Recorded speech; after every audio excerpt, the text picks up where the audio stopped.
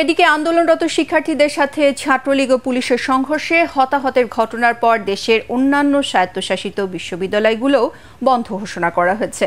বিশ্ববিদ্যালয় প্রশাসনের নির্দেশে হল ছেড়ে যাচ্ছেন শিক্ষার্থীরা। অপ্রীতিকর পরিস্থিতি এড়াতে ক্যাম্পাসগুলোতে মোতায়েন রয়েছে আইনশৃঙ্খলা বাহিনীর বিপুল সংখ্যক সদস্য। এদিকে চট্টগ্রাম ও রংপুরে সংঘর্ষে নিহতদের দাফন সম্পন্ন হয়েছে। তাদের স্মরণে দুপুরে সারা দেশে গায়েবী জানাজা কর্মসূচি পালন করবে আন্দোলনরত শিক্ষার্থীরা। প্রতিনিধিদের পাঠানো তথ্যচিত্রে আরও জানাচ্ছেন আসিফুর রহমান সাগর।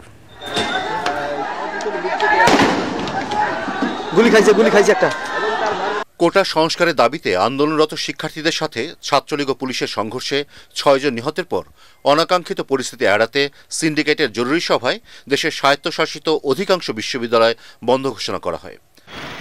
রংপুর বেগম রোকেয়া বিশ্ববিদ্যালয় বন্ধ ঘোষণার পর বিভিন্ন হল থেকে ইতোমধ্যেই শিক্ষার্থীরা হল ছেড়েছেন। গতরাতে বিশ্ববিদ্যালয় বন্ধ ঘোষণা দেওয়া হলে আজ সকাল থেকে ছাত্রছাত্রীরা হলগুলো থেকে চলে যেতে শুরু করে। এদিকে গতকালের ঘটনায় পুলিশের গুলিতে নিহত বিশ্ববিদ্যালয়ের ছাত্র আবু সাইদের মরদেহ আজ সকাল 10টার দিকে তার গ্রামের বাড়ি পীরগঞ্জ উপজেলার জাফরপাড়ায় দাফন করা হয়েছে। বিকেল 3:30টায় বেগম রোকেয়া বিশ্ববিদ্যালয়ের চত্বরে মরহুম আবু সাইদের গায়েবানা জানাজার কর্মসূচি দিয়েছে বৈষম্য বিরোধী ছাত্র আন্দোলনের নেতৃবৃন্দ। রাজশাহী বিশ্ববিদ্যালয়ে হল ছেড়ে যাচ্ছেন শিক্ষার্থীরা। এছাড়া চট্টগ্রাম বিশ্ববিদ্যালয় বন্ধ ঘোষণা করা হয়েছে। আজ রাত 9:30টার মধ্যে হল ছাড়তে বলা হয়েছে। এদিকে খুলনা বিশ্ববিদ্যালয়, সিলেট শাহজালাল বিজ্ঞান ও প্রযুক্তি বিশ্ববিদ্যালয়, কুষ্টিয়া ইসলামী বিশ্ববিদ্যালয় অনির্দিষ্টকালের জন্য বন্ধ ঘোষণা করেছে কর্তৃপক্ষ।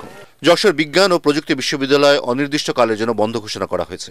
ছাত্রদের বিকাল 4টা এবং ছাত্রীদের সকাল 10টার মধ্যে হল ছাড়ার নির্দেশ দেওয়া হয়।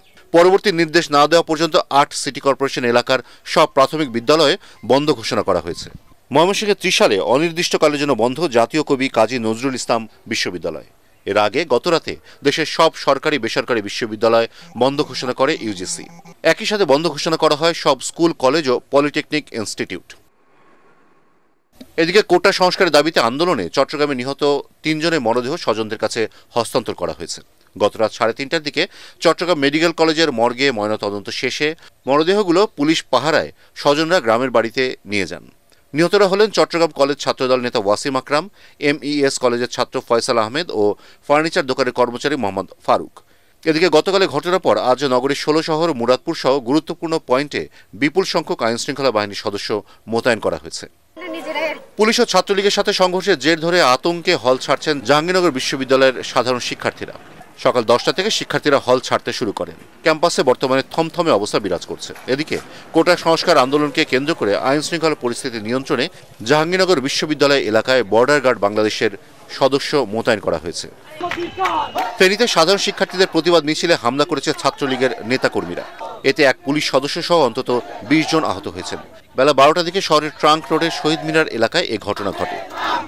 লক্ষ্মীপুরে আন্দোলনরত সাধারণ শিক্ষার্থীদের উপর হামলার প্রতিবাদে বিক্ষোভ মিছিল করেছে জেলা ছাত্রদল। এ সময় কোটা আন্দোলনকারীদের উপর হামলার ঘটনায় সরকার বিরোধী বিভিন্ন স্লোগান দেয় নেতাকর্মীরা।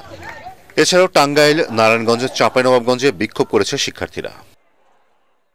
আসিফুর রহমান সাগর, ATN বাংলা।